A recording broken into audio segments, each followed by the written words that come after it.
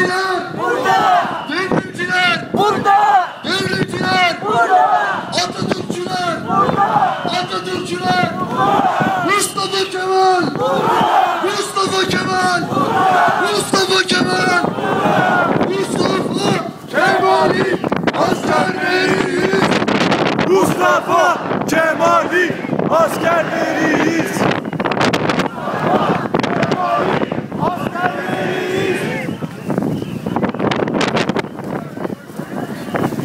Değerli dostlar,